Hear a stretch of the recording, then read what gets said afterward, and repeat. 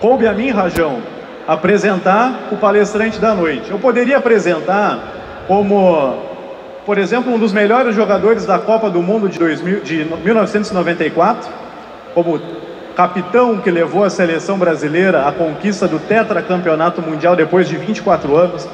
Poderia apresentar ele como jogador profissional por quase 20 anos, que passou por muitos clubes e foi multicampeão por onde passou, deixando a sua marca. Eu poderia apresentar ele como treinador de futebol, que inclusive esteve à frente da seleção brasileira e nos conduziu à conquista de uma Copa América e nos conduziu também numa Copa do Mundo. Mas eu acredito que o mais importante não é o que foi feito dentro do campo, e sim o que é feito fora do campo. Por isso, o tema da palestra, do campo para a vida, é o que a gente pode fazer hoje para ajudar o próximo.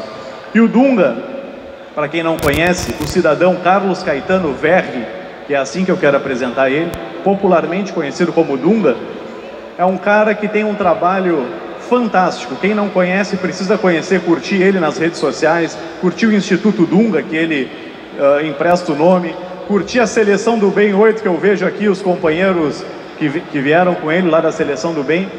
Essa turma aí ajuda as pessoas que realmente precisam, estendem a mão.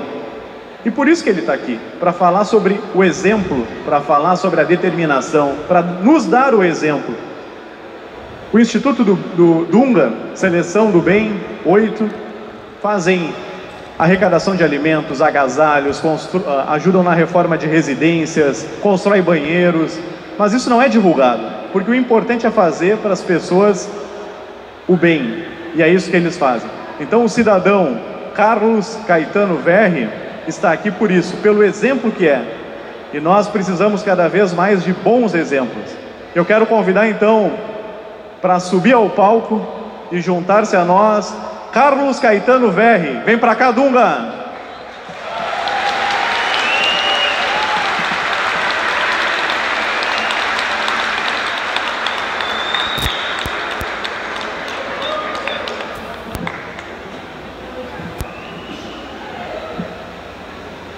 Show de bola. Obrigado, viu? Tá lindo isso aqui. Ela já me deu. Tem ruim. Vou passar o passador? Tá, agora eu vejo.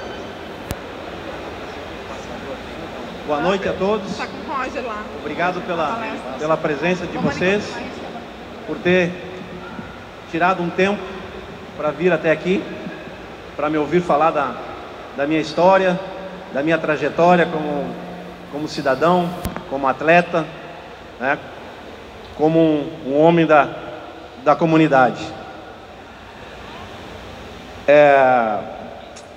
Desde criança, eu via muitas pessoas falar, né, que era importante sonhar, que todo mundo teria que sonhar. Eu também acho que é importante sonhar, mas o mais importante é você acordar outro dia de manhã e escrever a sua própria história, porque muitas pessoas acordam outro dia de manhã, estão no conforto da cama e ficam falando do sonho dos outros. Viu meu amigo lá, ele ganhou um emprego novo, ele comprou um carro, ele tem uma casa, ele tem um salário, ele subiu na empresa dele, e não falam da sua própria história. Nós temos que escrever a nossa própria história, nós temos que fazer por onde as coisas acontecerem, tá? E para falar um pouco da minha história, vocês estão na frente de um personagem, de um ser humano. Talvez um ou dois na história foram tão criticados, tão massacrados e tiveram o seu nome linkado à derrota. Que eu me lembre, 2 nomes, Barbosa em 50 e eu em 90. Felizmente eu tive a segunda oportunidade. Barbosa, infelizmente, não teve essa grande oportunidade. Então, quando as pessoas falarem que você é bom ou é ruim, elas têm razão. Mas quem decide se você é bom ou se é ruim é você mesmo. Não pode esperar pelos outros. Se nós acreditarmos no que os outros falam, dificilmente a gente vai em algum lugar. Então, tá um pouco da minha trajetória, das minhas medalhas, né? E aí eu pergunto para vocês, como um cara tão ruim ganhou tanto? Aí eu brinco sempre com meus filhos, no Brasil, não é legal ser bom, legal é ser ruim, porque o ruim ganha tudo. No Brasil, a gente tem a mania de não elogiar quando uma pessoa é vencedora. A gente sempre tem aquela coisa, ele é bom, mas esse mas destrói tudo de bom que você tem. Então as pessoas tentam de todas as formas não elogiar, né? Eu acho que a gente tem que elogiar quem é bom. É mais ou menos a história de vocês aqui, deve ter um monte, né? Como na minha história. A minha história é a seguinte: eu não era bom. Quem era bom era meu pai, quem era bom era meu tio, quem era bom era meu amigo. Até hoje, quando eu vou na minha cidade, eu não sou bom. Bom é o Joãozinho, é o Pedrinho, é o Paulinho. Então as pessoas não gostam de valorizar. Bom, se um cara que tem uma história como essa não é bom, o que é ser bom então? O que é bom? Bom, eu acho. Não, a vida não é acho. A vida, ela é como ela é resultado. Na vida a gente tem duas coisas: ou desculpa ou resultado. E os resultados falam por si só, tá? E aí veio aqui, ó, meu grande desafio, 1990. Esse ano o Brasil infelizmente não ganhou a Copa do Mundo, e o meu nome foi linkado à derrota, a era Dunga. E aí que eu quero passar para vocês: se eu me colocasse como vítima, eu não ia resolver o problema. Não adiantava eu falar para o público, para a imprensa: mas eu não jogo sozinho, tem mais 11. Mas a culpa não é minha. Não, gasta energia para resolver o problema. Faz perguntas inteligentes. Quando eu estou numa dificuldade, quando eu estou numa crise, não adianta eu fazer perguntas: ai meu Deus, por que isso foi acontecer comigo? Mas justamente eu. Mas eu não merecia. Não, pergunta inteligente: como é que eu vou sair dessa situação? O que eu tenho que fazer para sair da situação? O que eu tenho que melhorar? O que eu tenho que fazer? E aí nessa Copa aqui, depois que acabou a Copa, eu vim para o Brasil e eu fiquei a noite toda conversando com meu pai. E aí eu falei: pai, eu só preciso de mais uma oportunidade, só mais uma oportunidade. Não sei se ela vai chegar, mas eu tenho que me preparar.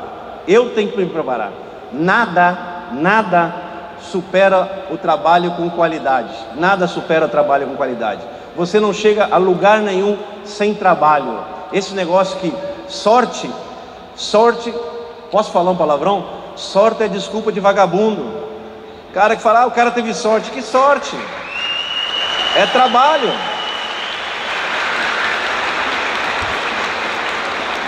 É trabalho com qualidade. E aí eu voltei, eu trabalhei 4 anos, e eu não sabia se eu ia ser convocado ou não. Eu não sabia se eu ia até a segunda chance. Mas eu me preparei, porque todo mundo pede a segunda chance. Mas o que serve a segunda chance se eu não me preparar? Ela vai aparecer e eu não vou estar preparado novamente. Mais uma vez eu vou errar. Então a preparação é fundamental. E como eu sou ser humano, eu sofro como qualquer um. Só que muitas vezes você não pode mostrar para o público, você não pode mostrar para as pessoas o teu sofrimento, os teus defeitos. Você tem que botar uma carapuça e mostrar que você sempre é forte. Mesmo pode estar tendo uma tempestade, chora sozinho em casa, não demonstra aos teus inimigos as tuas fraquezas.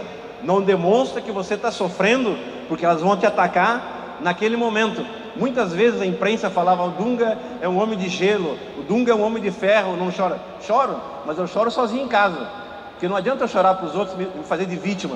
Vítima não resolve nada. Quanto mais tu chorar, quanto mais tu fazer de vítima, mais as pessoas vão te atacar. Não resolve de nenhuma forma.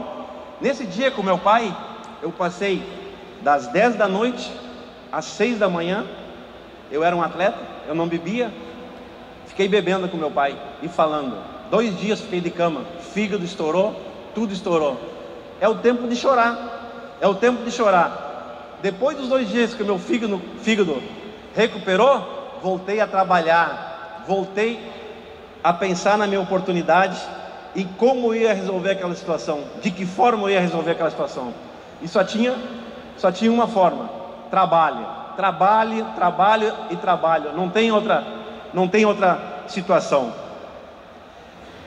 E tem uma coisa assim que eu quero falar para vocês, né? Que todo lugar que eu vou, as pessoas me perguntam: faz uma palestra de motivação. Mas aonde vem a motivação? Vem de eu falar para vocês? Ou vem de dentro de vocês? Quando eu penso em melhorar, a motivação começa aí. Quando eu penso em crescer, a motivação vem de dentro de você. E aí, trabalho, dedicação, amor, atitude. Outra coisa que todo mundo fala: talento. O talento é um diamante que ele tem que ser polido. Hoje, cada dia mais, a gente vai encontrar pessoas preparadas, determinadas para vencer, porque as informações são muitas. Então nós temos que nos preparar e buscar a nossa melhora, né? Objetivo, superação. Mas eu quero falar de outra coisa aqui que para mim é muito mais importante, tá? Preparar, crescer, inovar. Eu quero falar uma coisa: disciplina, que esse é fundamental. Determinação a gente tem que ter, persistência, humildade, a gente tem que ter talento, nós temos que ter. Agora, uma palavra: disciplina.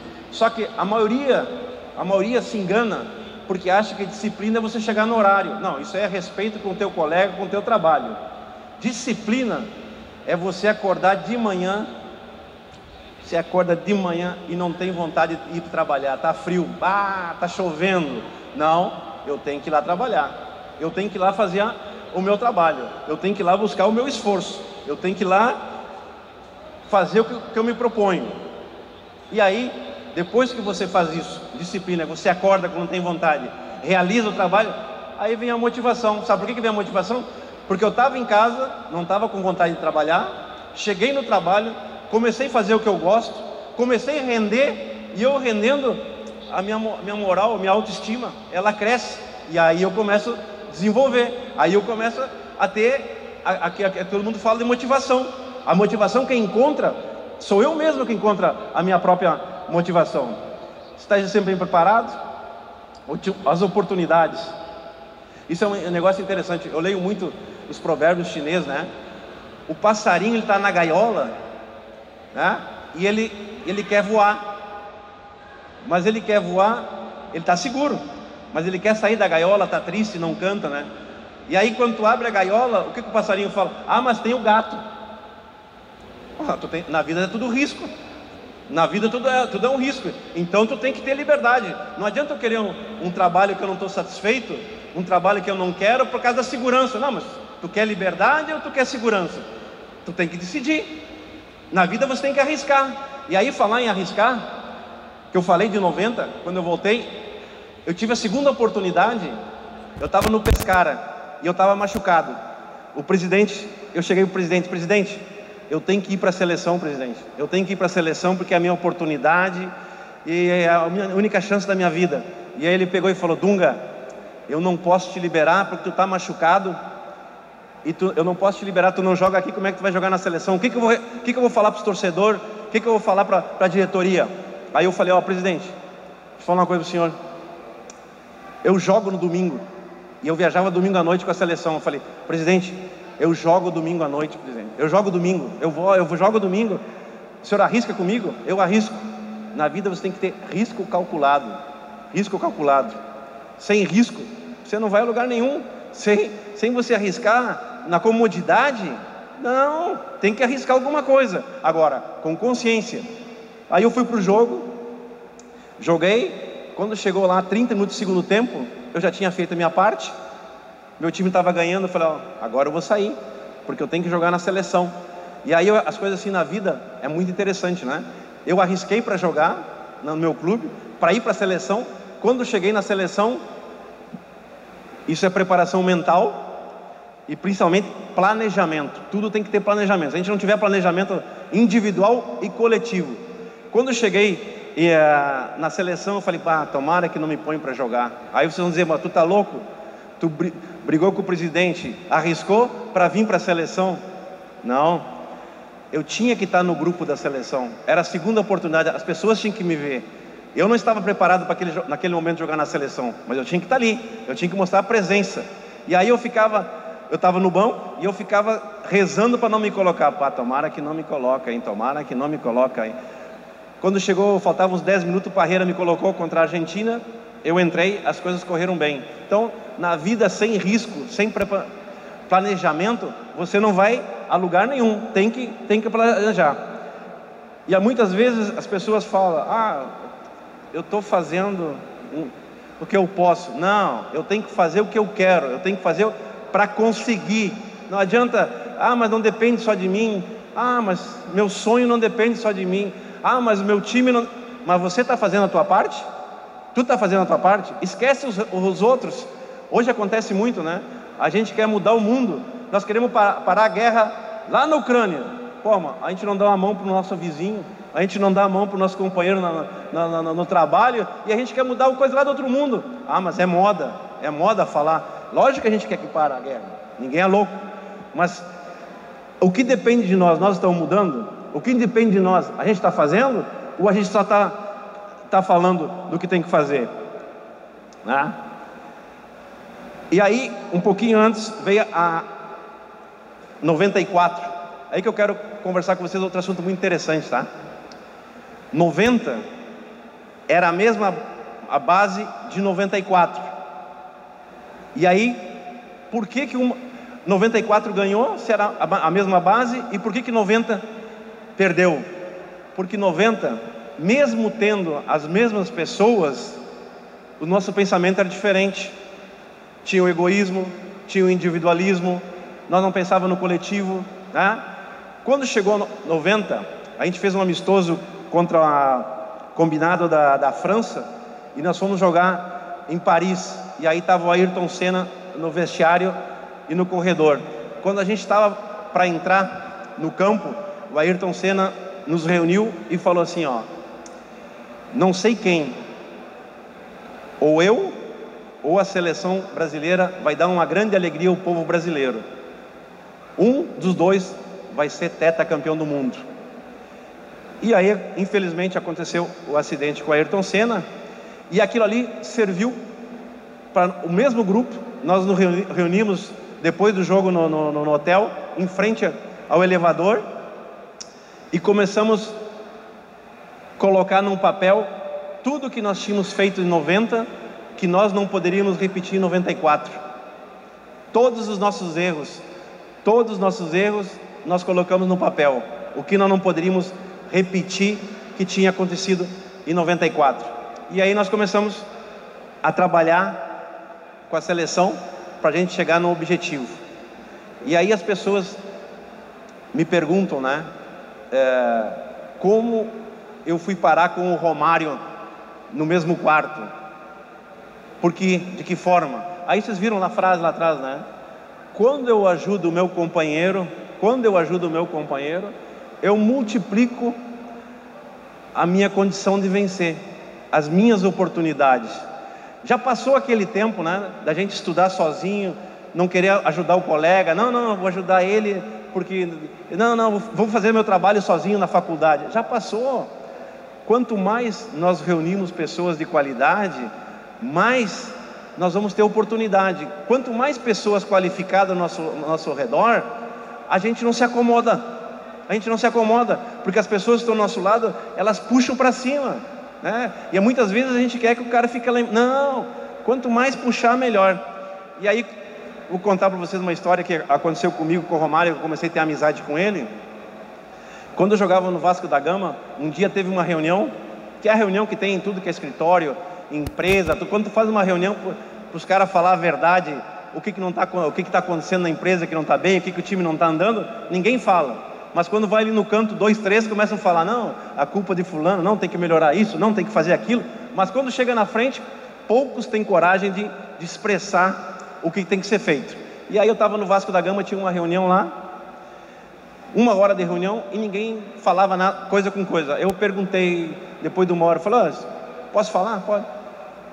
Qual é o problema? O problema é o Romário que não corre? Aí o grupo, sim. Eu falei, esquece. Por enquanto ele estiver fazendo gol, eu corro por ele sem nenhum problema. Tu tem que estar com gente vencedora, com gente que ganha. Não adianta o cara ficar com ciúmes.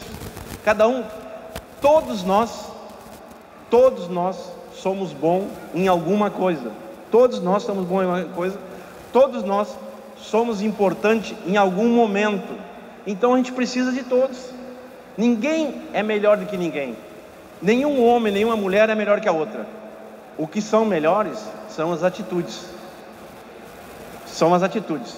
As atitudes são melhores. As ideias são melhores. Mas a nossa capacidade, a nossa qualificação, cada um tem a sua e cada um tem o seu talento e tem que ser respeitada. E aí a gente foi para a Copa do Mundo, aí as pessoas me perguntavam, mas como tu se dá com o Romário? Tu é um cara fechado, carrancudo, bravo, o cara é alegre. Porque eu quero ganhar, ele também quer ganhar. Cada um, a melhor coisa que tem no trabalho de equipe, eu respeitar as diferenças, né? Porque isso é muito interessante. Todo mundo quer o mesmo pensamento. Não, mas a gente fala em diversidade de pensamento, mas a gente quer que as pessoas pensem igual a nós. Se não pensar igual a nós, não, esse cara não gosta. Não, como não gosta? O cara só pensa diferente, mas ele tem a capacidade, a qualidade para ser realizado. E aí o Brasil foi para a Copa do Mundo e casualmente colocaram o Romário no mesmo quarto que eu. A mesma situação. O que tu quer ser? Eu quero ser campeão do mundo. Eu quero ser o artilheiro. Então foco no que tu tem que fazer. Foca, esquece o resto. Vamos trabalha com qualidade, eficiência. O Parreira batia nessa tecla direto: trabalho, qualidade, eficiência, não tem outra forma. Aí o Brasil foi para a Copa do Mundo, nós chegamos até a final, né? E a final era uma coisa maluca, né? Uma coisa maluca, chegar na final, o Brasil depois de 24 anos. E aí que é a história mais interessante, né? Que aí resume tudo que eu falei aqui, vai resumir no pênalti. Por que vai resumir no pênalti? Quando o Brasil foi para os pênaltis, teve 90 minutos, prorrogação. Nos últimos minutos a gente já não colocava os pés no chão mais, colocava o calcanhar, porque queimava embaixo o nosso pé e jogava água. E aí deu a prorrogação, tudo, vamos para os pênaltis. E aí é normal, nós somos seres humanos, né? O medo é que faz a gente tomar uma posição. O medo faz a gente reagir, o medo faz a gente ficar atento. Se a gente não tem medo, a gente relaxa. Agora, se a gente tem medo, a gente fica concentrado. E aí eu me lembro como se fosse hoje, assim, passa um filme na minha cabeça. O Parreira começou a caminhar para o meu lado. Estava eu e o Romário tomando água, estava com sede. Quando o Parreira chegou para mim e falou assim: meu capitão, tu vai bater? Eu falei: não, tranquilo, professor. Já não tive mais sede, já não tomei mais água, já não respirei e já fiquei duro, né? Mas tudo bem, vamos embora. E aí a gente foi para os pênaltis. Quando a gente foi para os pênaltis, a atmosfera é uma coisa maluca, né? Vocês imaginam 110 mil pessoas no estádio, o mundo todo paralisado para ver a Copa do Mundo, o Brasil depois de 24 anos, uma pressão, chegando mensagem para nós: se nós não ganhássemos, não entrávamos no Brasil. Isso tudo a gente sabia, e nós tínhamos que estar focado no que a gente queria. E aí o Brasil foi para os pênaltis, eles erraram o primeiro pênalti, nós erramos também. E aí já vem aquela memória, né? Tu vê como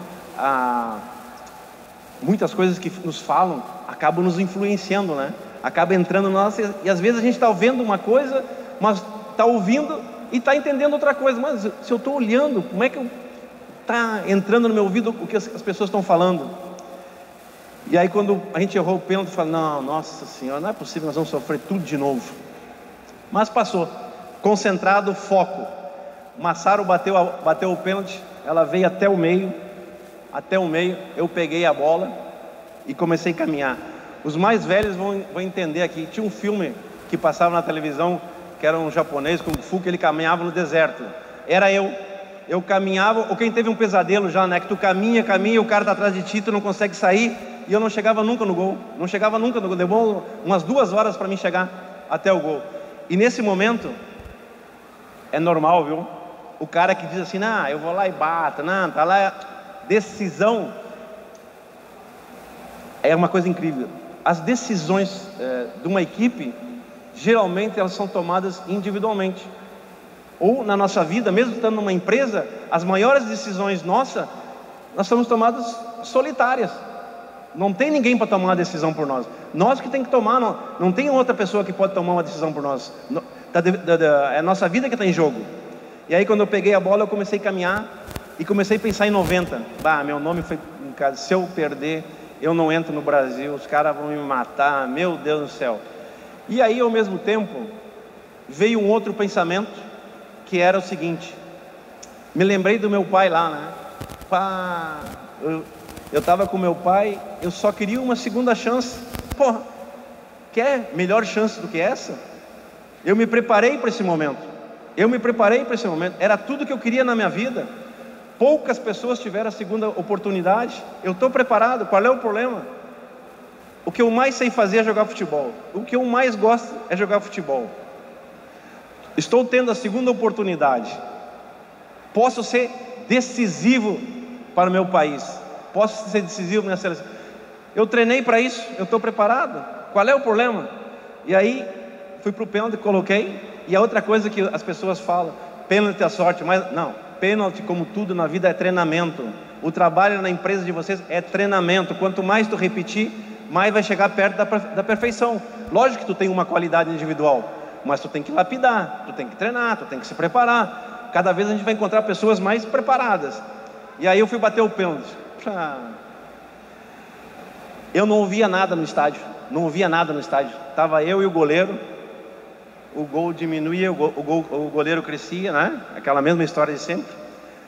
Quando eu vi a bola entrar na rede, caiu um prédio de uns 5 andares. E quando eu estava caminhando ali, eu estava fazendo promessa para tudo que é santo. Estou pagando até hoje promessa. Até hoje pago as promessas e não tem jeito. E aí o Brasil foi campeão.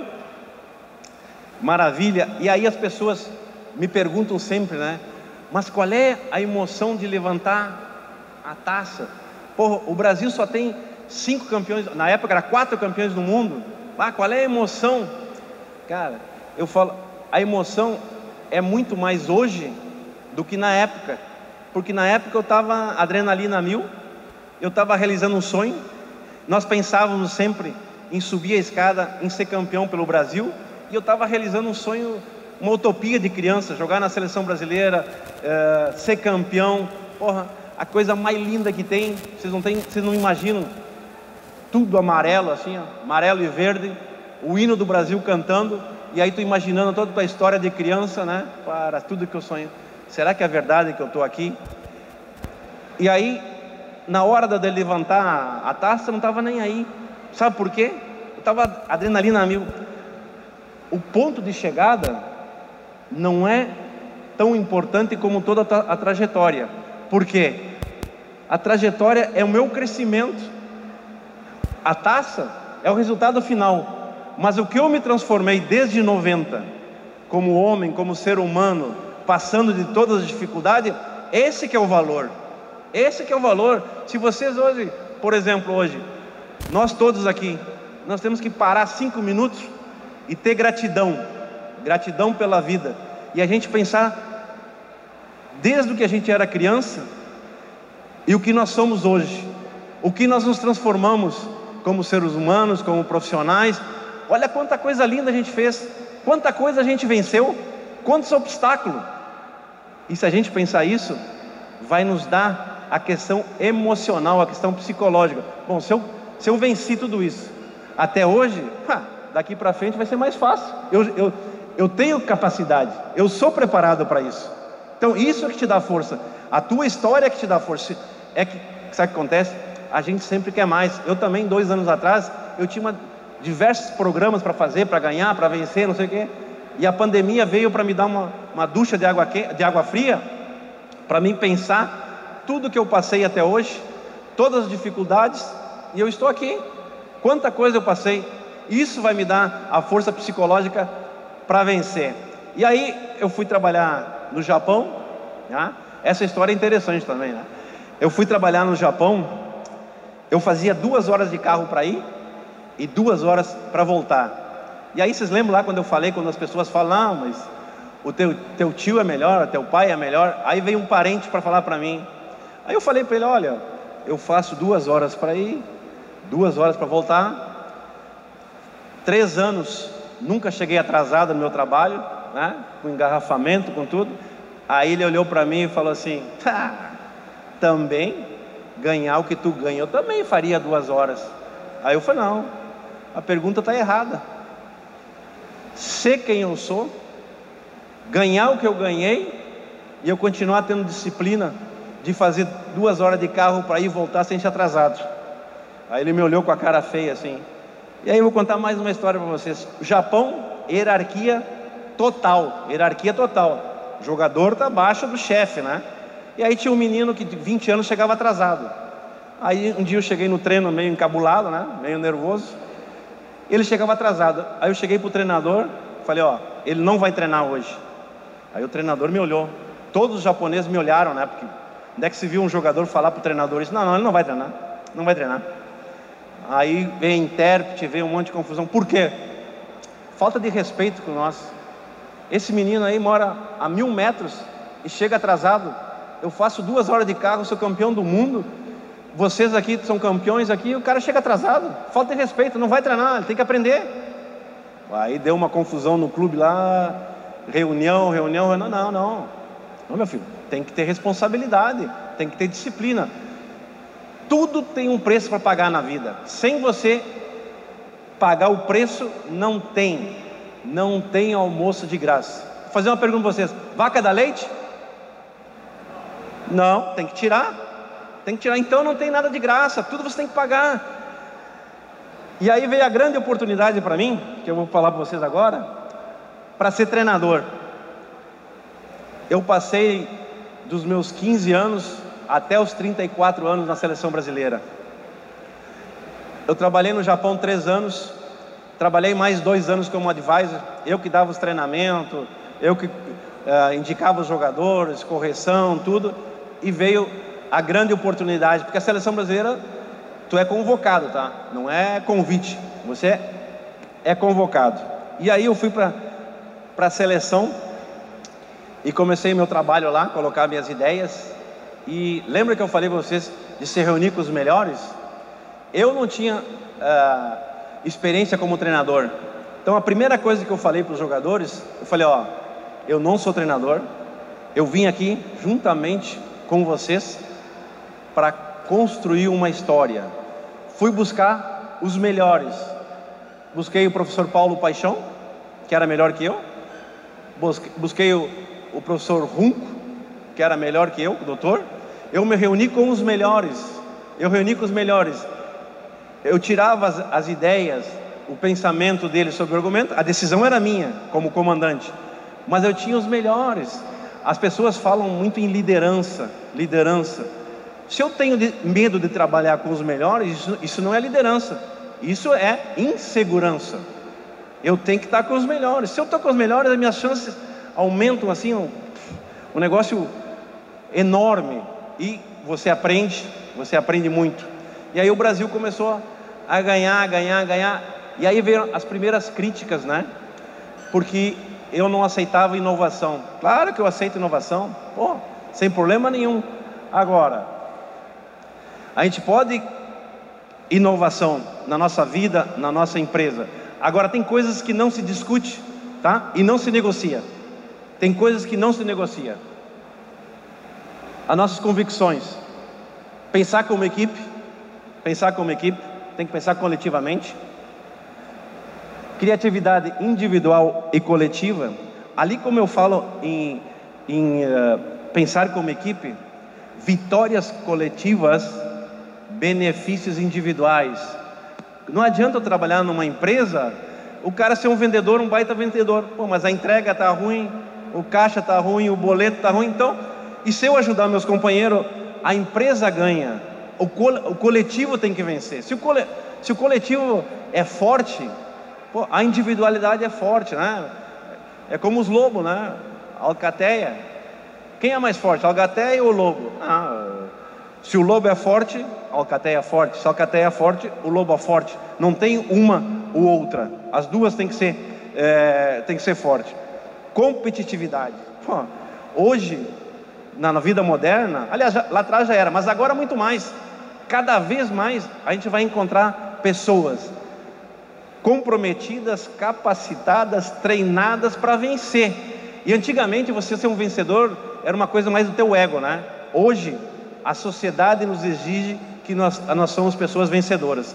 A sociedade nos cobra que a gente tem uma vida social, profissional, e a gente vence. Até porque a história é contada pelos vencedores, não tem outra forma, né? Os valores, profissionalismo, comprometimento. Cara, se não tiver comprometimento, difícil, né? É muito difícil. Por falar em comprometimento, contar uma historinha que é bem interessante, assim, que dá para entender bem o que é o comprometimento, né? No café da manhã, né, tem a galinha e o porco. Quem é que está comprometido? O porco com o bacon, né? Porque é com a vida dela. A galinha põe o ovo, sai cacarejando, e isso é a nossa vida. Os caras que não estão comprometidos com o nosso resultado, com a nossa empresa, vai ali, dá 2 palpites, fala mal de 2 ou 3, dá 2 cacarejadas, 2 risadas e vai embora. Agora você que está ali, que depende do teu emprego, depende do teu rendimento, depende da empresa, comprometimento. Esse é o porco, né? Que eu falei antes, hierarquia com diálogo. Eu escuto todo mundo, mas a decisão é minha. Na nossa família, em qualquer lugar, a gente escuta todo mundo, mas a decisão tem que ser nossa. Alguém tem que tomar posicionamento, alguém tem que falar alguma coisa, alguém tem que tomar uma decisão. E esse geralmente é o chefe. Respeitar as individualidades. Nem todo mundo é igual, gente. Nem todo mundo pensa da mesma forma. Agora, se o cara é competente, se o cara quer vencer, porra, tem que vir junto conosco. Adaptar-se às novas situações. Pô, na pandemia todo mundo teve que se adaptar. Imagina eu perguntar para vocês 2 anos atrás, se vir uma pandemia, ficar 1 ano fechado, todo mundo ia falar, tá louco, tá maluco, não vai andar, vai todo mundo quebrar, vai tudo fechar, vai dar... Não, a gente tem que ser otimismo, a gente tem que criar novas perspectivas, tem que se adaptar às situações, não tem como falar. Adaptação às situações, eu vou contar para você uma historinha que é muito legal, né? Eu fui na Alemanha, e eu fui jogar na Alemanha. Aí tem 2 histórias da Alemanha que é interessante. Como a gente julga as pessoas sem saber, né? Que a gente tem que estar atento. Fui jogar na Alemanha, frio, 5 graus, joguei tudo, treinei, cheguei lá e joguei minha chuteira. Eu era habituado a fazer isso lá na Itália, na Alemanha, no Brasil. Joguei minha chuteira e fui embora. Quando eu cheguei outro dia para treinar, minha chuteira um pau, barro, tudo. E a chuteira dos caras tudo limpinha, né? Eu olhei pro cara e falei, esse alemão desgraçado, hein? Só a minha não limpou, só porque eu sou estrangeiro. A dos outros ele limpou, a minha ele não limpou, não sei o que. Tá, mas tudo bem. Tive que molhar ela, menos 5 graus, pesando 10 quilos. Fui lá, botei meus pés e fui treinar. Não tem choro. Fui treinar. Acabou o treino, eu falei, agora eu vou ver esse cara aí, se ele vai limpar a chuteira dos outros, só a minha. Aí sentei lá, né? Quando eu cheguei lá, cada um limpava a sua chuteira e colocava lá. E eu pensando mal do cara, né? Eu falei, já foi a primeira pancada. A segunda, o presidente do Stuttgart era vice-presidente da FIFA e ele queria que eu fosse capitão. E eu estava na seleção, ele me pagava aula de alemão. 7 horas da manhã, menos 10 graus, e eu na aula de alemão. Eu falei, o que eu tenho que estar fazendo aqui? Aula de alemão, o que eu quero com alemão? Pelo amor de Deus, eu quero jogar futebol, mas disciplina. Tava lá. E aí eu comecei a entender o que os caras falavam. Comecei a entender, né? Passou um mês, o presidente liga para minha professora e fala, Pietra, o Carlos Dunga faz um mês que está na aula de alemão e não fala nada. Aí a professora me liga, Carlos, o presidente está me cobrando que tu não fala nada. Aí eu falei, Petra, se eu falar, os caras vão saber que eu falo alemão, não vão falar mais nada na minha frente, assim eu sei quem é quem, o que está acontecendo aqui, ó. Tô tudo aqui no meu ouvido, não te preocupa.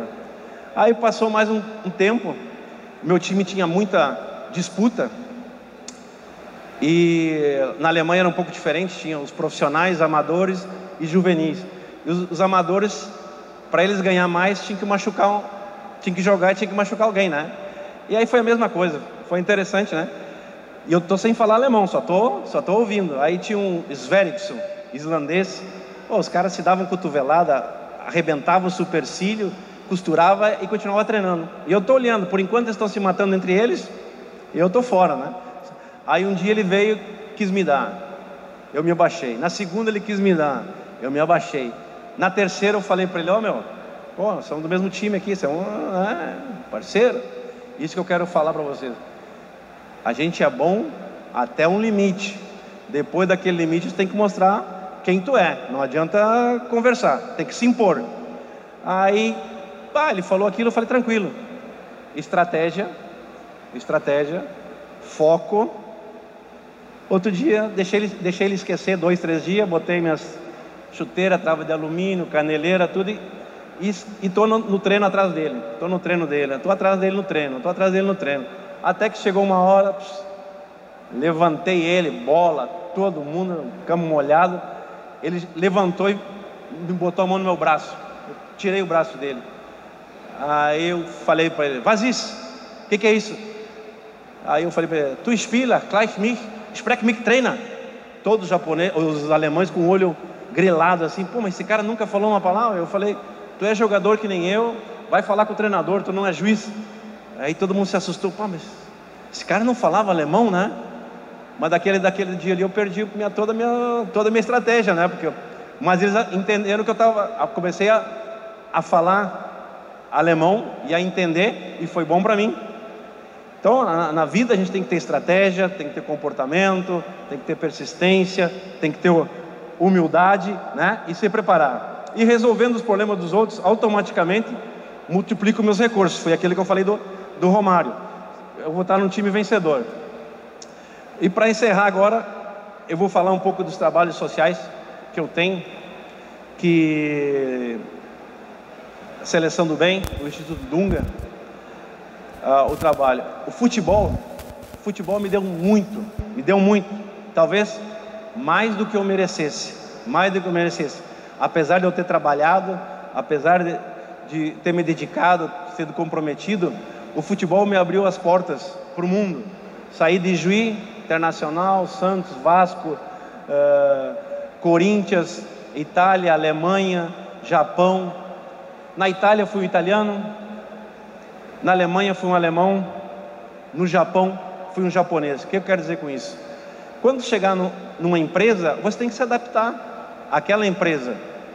Quando chegar, eu não posso querer que uma empresa mude por minha causa.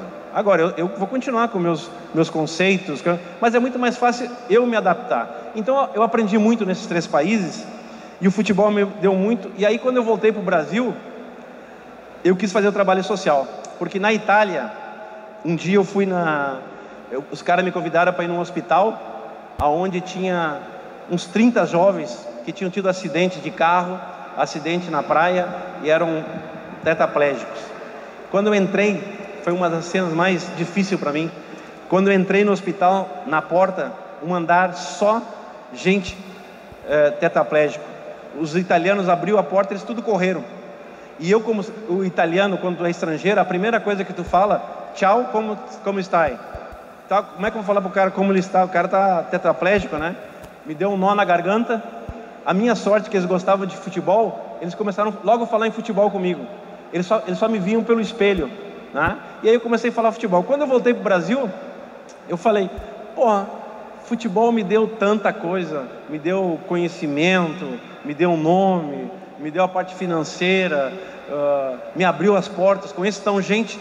Por que não usar tudo isso para ajudar as outras pessoas, né? Uma forma de retribuir a sociedade.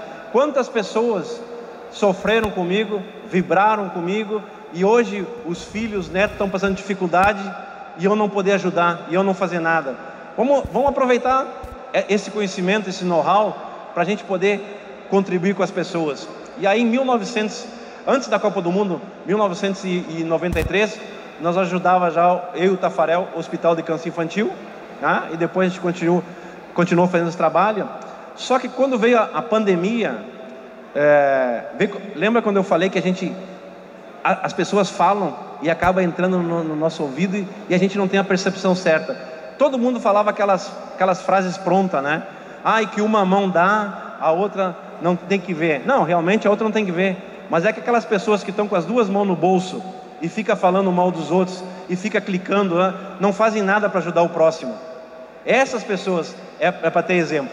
E aí veio a pandemia, a Seleção do Bem, meus amigos estão aqui comigo hoje, falaram: não, Dunga, a gente tem que mostrar as ações para que outras pessoas façam essas ações, porque outras pessoas vejam a dificuldade que estão tendo e essas ações se multipliquem em todo o Brasil, em todos os locais. E aí a gente começou a divulgar, e como tudo, né, meu irmão? Tem uma frase assim que é fantástica, né? Eu não aceito críticas construtivas de quem não faz nada. Então as pessoas ficam bravas quando tu fala isso. E aí a gente começou a postar. E no início, muitas vezes, eu ficava revoltado porque as pessoas nos criticavam. E aí eu ia para o meu grupo e falava: eu vou largar, eu não vou fazer mais. Já não aguento mais críticas, os caras não fazem nada. E eles falavam para mim: ô Dunga, não, muito pelo contrário, tu tem que fazer muito mais ainda, porque tu não está fazendo para essas pessoas, tu está fazendo para aqueles que precisam. Aqueles que precisam não tem culpa do egoísmo, não tem culpa da maldade das pessoas, da inveja das pessoas. A gente tem que ajudar mais ainda. A gente tem que mostrar para eles que o bem vence o mal, que o bem é a maioria. O bem não é muito de falar, o bem é de fazer, é ter atitude de modificar as coisas. Porque hoje a gente vê muitas pessoas falando como o mundo teria que ser, mas ele não muda. Ele quer que todos que estão ao redor dele mude, mas ele não. E a gente aprendeu muito, cara, muito. A gente levou assim, uns tapas de luva de pelica que a gente nunca ia imaginar, né? Vou contar umas histórias para vocês aqui, vocês vão ficar arrepiados. A gente faz saco de dormir para os moradores de rua. E um dia, a gente sai o outro dia para ver se eles estão com o saco de dormir, ou trocaram ou não, né? Ou venderam, que coisa fizeram. Aí um dia a gente está passando na rua, chovendo, e tem um saco de dormir nosso rasgado. Descemos, cheio de razão, né? Chegamos lá no cara e: a gente fez o saco de dormir, te deu aí, como é que tu rasgou nosso saco de dormir? Aí ele olhou para: ô Dunga, meu irmão estava na chuva aí, eu não ia deixar meu irmão na chuva, né? Eu tive que dar um pedaço para ele. Então, às vezes a gente acha que dá. Não, a gente está recebendo, a gente está aprendendo. A vida nos ensina a cada dia a vida nos ensina assim de forma brilhante. A outra que a gente estava ajudando o pessoal da reciclagem, que estava sem reciclar, moradores de uma vila Caicai, 2.000 metros da minha casa, os caras não têm banheiro, era numa lata de tinta, ajudamos a construir e fomos. E nós, cheio de razão, né? Estamos ajudando. Aí uma senhora chegou para nós e falou: posso falar uma coisa para vocês? Eu falei: pode, fica à vontade, né? Deixa eu falar uma coisa. Que bom que vocês nos viram, que bom que vocês vieram aqui. Quantas vezes vocês passaram na rua ali e nunca nos olharam? O que eu quero dizer isso para vocês? Que na vida a gente está tão ligado em trabalhar, em produzir, em ganhar, né? E às vezes a gente não presta atenção do cara que está do nosso lado e está precisando de ajuda. A vida é um negócio interessante assim, né? Quando a gente era criança, todo mundo nos leva para a escola e a gente fica apreensivo para a criança aprender a falar. Tem que falar, e todo mundo fica feliz. E aí nós crescemos, e aí a gente continuou falando. Deus nos deu 2 ouvidos e uma boca. Deus, 2 ouvidos e uma boca. A gente aprende mais ouvindo do que falando. Só que ninguém nunca nos ensinou a ouvir. Todo mundo nos ensinou a falar, a criticar, a apontar, a falar dos outros. Não, você tem que ouvir. E eu acho que esse nosso trabalho aí, a gente aprendeu a ouvir e muito, uma história mais linda do que a outra, uma história mais linda que a outra. E tem uma história assim que é fantástica. Por quê? Tem as partes ruins, mas tem as partes boas. Está aqui o Lauro hoje, um negócio interessantinho. Pegou fogo a casa de uma senhora, 84 anos, filha com autismo, ninguém para ajudar ela. E ao mesmo tempo, o cunhado do Lauro pegou fogo a madeireira dele, prejuízo 10, 15 milhões. E aí a gente foi lá, pegou o cunhado dele e foi ver a casa da mulher lá. Chegamos lá, olhamos a casa da mulher. Ele olhou assim, bah, eu pensei que eu estava mal, hein? Mas ela tá... a primeira parte do material é minha, eu vou dar. O cara tinha pego fogo 10, 15 milhões, hein? Como é que tu não vai torcer para um cara desse se recuperar na vida? Como é que tu não vai ajudar um cara desse? E aí a gente foi ajudar essa senhora. E aí tem outras histórias, né? Que ouve, não fala. Aí nós chegamos para falar com a senhora. Ela chegou, 84 anos, só ela e a filha. A filha berrava no meio do mato. Ela foi se mudar para o meio do mato porque a filha não podia ver barulho. Aí quando nós chegamos, a mulher veio direto em mim e já veio e falou assim: tá, quem é que vai pagar a conta? O que tu vai dar de dinheiro? Meu sangue, né? Eu sou, né? Aí eu parei, assim, pensei uns 2, 3 segundos, né? Sei lá, quem me acalmou, né? Em outras épocas já tinha. Aí ela olhou para mim e falou: não, sabe o que é, Dunga? Eu só tenho dinheiro para pagar os pedreiros um dia. Eu falei: não, a senhora não se preocupe, a senhora não vai pagar nada, ninguém vai pagar nada. E aí você vê que o bem vence. Estamos na frente da casa da mulher, para um carro, um alemão: ô Dunga, posso tirar uma fotografia contigo? Eu falei: não, pode, senta aí, vai tirar a fotografia aí. O que está fazendo aí? Eu falei: pegou fogo a casa da senhora aqui, a gente está vendo o que a gente pode ajudar ele. Eu sou pedreiro, tá? Só vou trabalhar o mês que vem. Se tiver o material, eu trabalho de graça. Então, o bem é a maioria, gente. O bem é a maioria. É que, quem já ouviu aquela história que carroça vazia que faz barulho, né? Então, esses caras têm que berrar, esses caras têm que gritar. O bem, o nosso ser humano, os brasileiros são assim, um povo extraordinário. Cada dia assim, eu fico olhando para as pessoas. Cara, eu faço, a minha equipe, a minha seleção faz porque quer. Aí eu chego no lugar, o cara me paga um café, mas não é o valor, é o sentimento que ele está pagando o café por mim, porque ele sabe o que a seleção do bem faz. Então isso é muito mais importante, né? Aí chegar numa vila, as pessoas nos abraçar, nos colocar tudo à disposição. Então o trabalho social assim é um negócio do outro mundo. A gente chega no morador de rua, a gente vai dar comida, eles falam: não, ô Dunga, não, eu já ganhei hoje, viu? Vai lá e dá para aquele meu amigo lá que ele está sem comer. Então isso, as pessoas são do bem. As pessoas são do bem, são do bem. Agora, eu também vou falar para vocês, tá? A pandemia não veio para transformar ninguém. Quem é bom, quem é ruim, tá? Quem é egoísta vai continuar sendo egoísta. O que modificou foi as pessoas que não sabiam aonde ajudar, de que forma ajudar. Então, esses projetos que a gente faz, que coloca as fotos, Seleção do Bem no Instagram, é para dar visibilidade a muitos projetos. Nós temos parcerias grandes, né? A SPAM, isso é um negócio interessante, né? A gente acha que voluntário é só dar dinheiro, é só dar comida. Não, é dar seu tempo, é escutar as pessoas.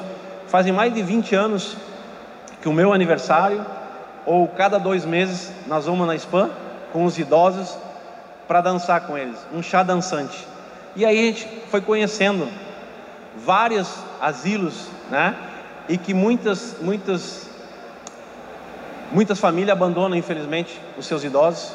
Se uma mãe e um pai pode criar 4, 5 filhos, por que 4, 5 filhos? Não digo nem criar, mas ir visitar o pai, ir visitar a mãe, né? Dar atenção.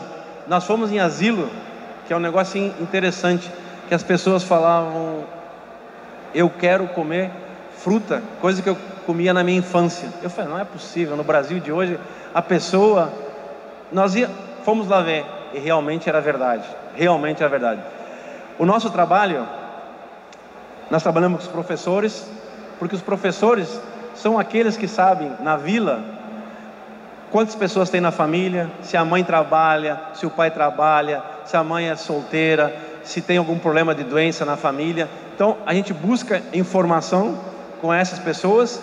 E outra coisa que a gente tem no nosso trabalho, que é o seguinte: a gente não delega para ninguém, nós vamos, não tem problema nenhum, nós vamos entregar cesta básica, nós vamos reformar as casas, nós levamos material, nós estamos presentes toda com as crianças, em todos os momentos. Não tem delegar nada para ninguém, a gente tem que estar junto. Isso também deu muito credibilidade. Agora com o Sesc Senac, nós entregamos em Ijuí 20 mil refeições em um único dia. Nos últimos 2 meses foram 120 mil refeições. Nós entregamos 426 toneladas, além de reformar casas que pegaram fogo, além de... tem um negócio assim que é surreal para nós, tá? As pessoas têm que fazer um exame médico e demoram...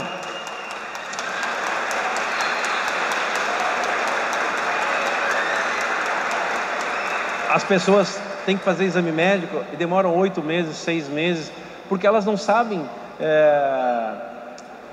aonde fazer o exame, aonde proceder. Isso é um negócio muito interessante falar a vocês também. A percepção que nós temos da informação não é a mesma percepção das pessoas da vila. Por exemplo, agora, né, na pandemia, todo mundo... estudar online, deve ter um monte de professor aqui, estudar online, legal, legal, mas tu sabe se as pessoas têm computador, se elas têm celular que funciona, se elas têm internet que funciona, se elas sabem mexer, se a mãe vai trabalhar e deixa a avó, será que a avó sabe mexer na internet, no computador, será que ela sabe? Então a realidade das pessoas é diferente da nossa, e a gente coloca tudo no mesmo, né, no mesmo patamar.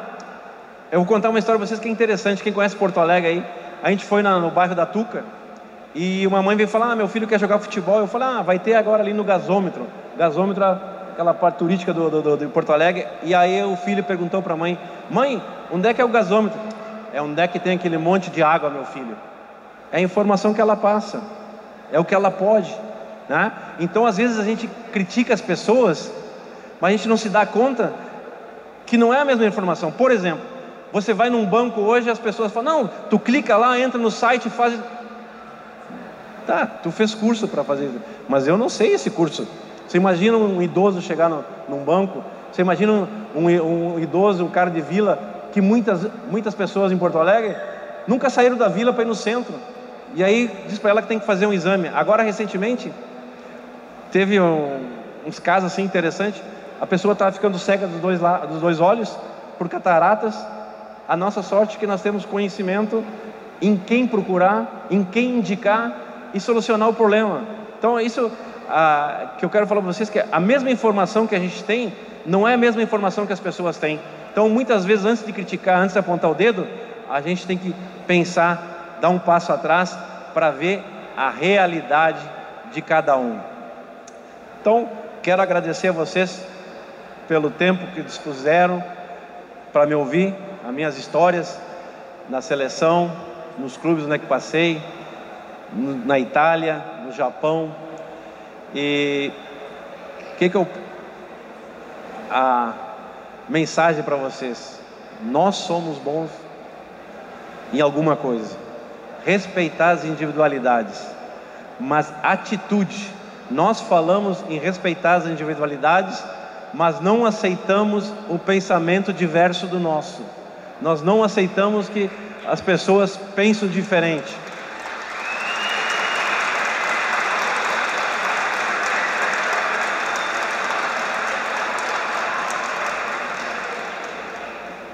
E para os mais jovens, ouçam os pais, ouçam as mães, ouçam os professores, porque a escola, os pais ensinam e depois cobram. A vida, ela cobra e depois nos dá uma lição. Muito obrigado.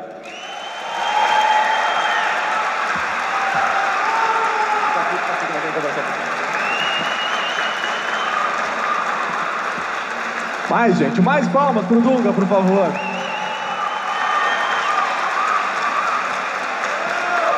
Muito merecido.